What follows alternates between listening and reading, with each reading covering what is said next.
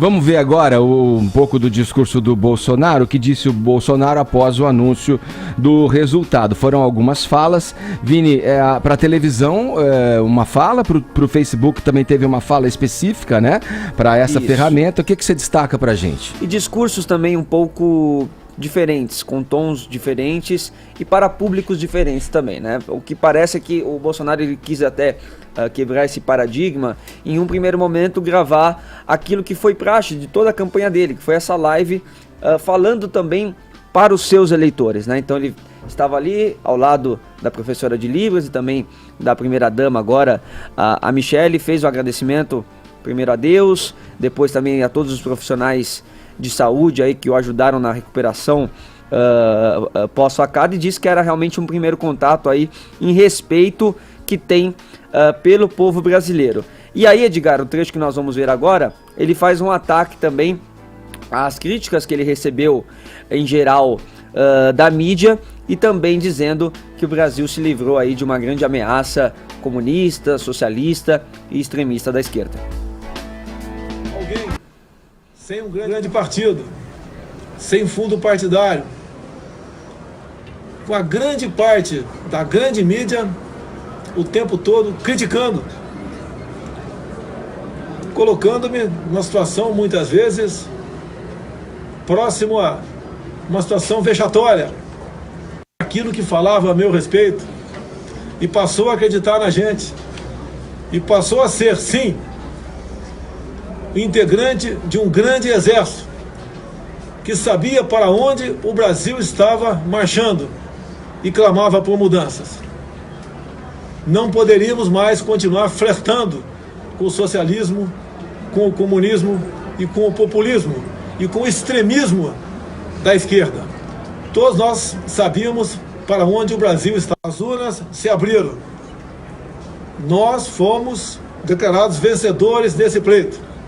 E o que eu mais quero é, seguindo ensinamentos de Deus, ao lado da Constituição brasileira, inspirando-se em grandes líderes mundiais e com uma boa assessoria técnica e profissional ao seu lado, isenta de indicações políticas de praxe, começar a fazer um governo a partir do ano que vem que possa realmente colocar o nosso Brasil no lugar de destaque.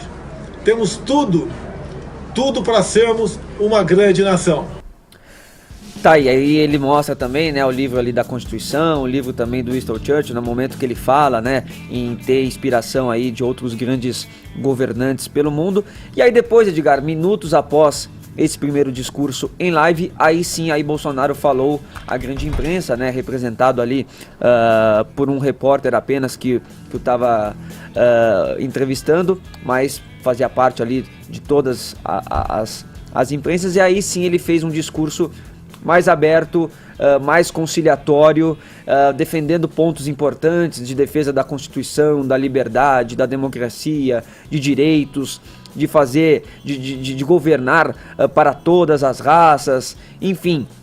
Foi um discurso aí um pouco mais incisivo do Bolsonaro, e que mostrou que ele quer ser realmente o presidente para todos. Começou com uma oração, né, do Magno Malta, que acabou, agora é ex-senador, né, não foi reeleito senador, mas provavelmente vai estar ali no futuro governo Bolsonaro. Reforçou aí o agradecimento também à equipe de médicos e falou também, Edgar, muito em liberdade. Vamos ver. Faço de vocês minhas testemunhas de que esse governo será um defensor da Constituição, da democracia e da liberdade. Isso é uma promessa, não de um partido, não é a palavra vã de um homem, é um juramento a Deus. A verdade vai libertar este grande país, e a liberdade vai nos transformar em uma grande nação. Liberdade de ir e vir, andar nas ruas, em todos os lugares desse país. Liberdade de empreender, liberdade política e religiosa, liberdade de informar e ter opinião, liberdade de fazer escolhas e ser respeitado por elas. Este é um país de todos nós, brasileiros natos ou de coração. Um Brasil de diversas opiniões, cores e orientações.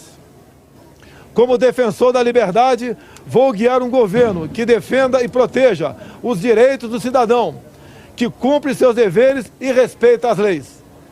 Elas são para todos, porque assim será o nosso governo, constitucional e democrático.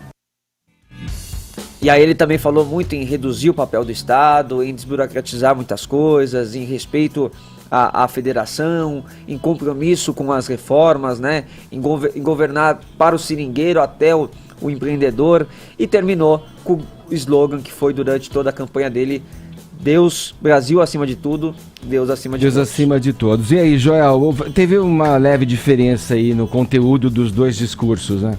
Teve uma boa diferença, especialmente de atitude dele. O primeiro falando para quem gosta dele, para os apoiadores, né?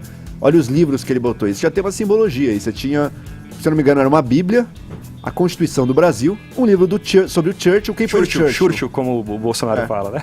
Quem foi ele? O primeiro-ministro inglês que lutou contra o nazismo, ou seja... Hospital Alberto Einstein, né? Alberto Einstein. Ou seja, se vendo como um líder aí que está enfrentando as forças do mal aí. Então o Bolsonaro estava dando esse sinal. E o quarto livro, o livro do Olavo de Carvalho, o filósofo, o ideólogo aí, como você preferir, da extrema-direita aí, que faz muito sucesso entre alguma parte dos apoiadores aí e eleitores do Bolsonaro. Então era uma mensagem claramente voltada para a direita. E ali acho que ele estava dando esse tom, assim, agora que somos nós, é a nossa vez. Nós vencemos, estamos vencendo o inimigo e vamos continuar nessa cruzada contra o mal aí. Acho que essa foi a mensagem que passou. E no outro discurso, sendo um pouco mais, para televisão, sendo um pouco mais... unindo um pouco mais a população, mas também, reparou nesse trechinho que a gente selecionou, ele falou, respeitando os direitos e defendendo os direitos de quem segue a lei. Ou seja, dando aquela ideia de que quem não segue a lei, o criminoso, por exemplo, esse aí não vamos defender os direitos desse cidadão. Então, algumas mensagens aí também jogando um pouquinho pro lado aí que ele sempre jogou e que foram os principais pontos de campanha dele, como esse, o do uso mais repressivo, mais violento da polícia. Centrou também nas pautas econômicas, dando claro entendimento de que ele reconhece que o Brasil tem um grande desafio econômico pela frente, vai precisar de reformas, e acho que disso a gente pode tirar com certeza desse discurso também. Ao menos no nível da percepção do discurso, ele reconhece a importância do trabalho econômico a ser feito pela frente. A questão é o quanto ele, de fato, conseguirá fazer. O Narlock, o Bolsonaro já chegou dizendo-se defensor da Constituição. Era uma fala que, embora óbvia, tem um significado na voz dele, né? Principalmente um candidato que, ao longo do seu percurso, da sua trajetória, teve que se defender muitas vezes contra afirmações e posturas anticonstitucionais, né? Sim. Pois é, muita gente, eu fiquei muito atento, acho que muita gente ficou atenta a esse discurso, o segundo discurso do Bolsonaro mais oficial, para saber qual rumo ele ia dar, qual seria o perfil, né, do discurso. E, quer dizer, diferente de semana passada, quando ele falou pro pessoal aqui na Paulista, numa transmissão, que comunista não ia ter espaço no Brasil, que os comunistas teriam que deixar o Brasil, é um absurdo, apesar de eu abominar comunismo, é um absurdo ele falar isso.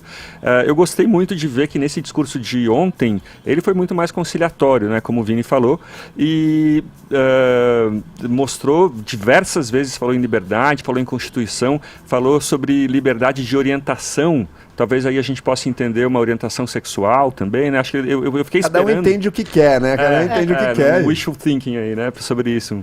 Mas eu gostei da conversa. O Bolsonaro tem um jeitão, apesar de todas essas barbaridades que ele fala, ele tem um jeitão de surfista velho, como diz o Rafinha Bastos, que me tranquiliza. Assim, diferente da Dilma, que tinha aquela personalidade beligerante, impaciente, o Bolsonaro parece um tiozão mais agradável.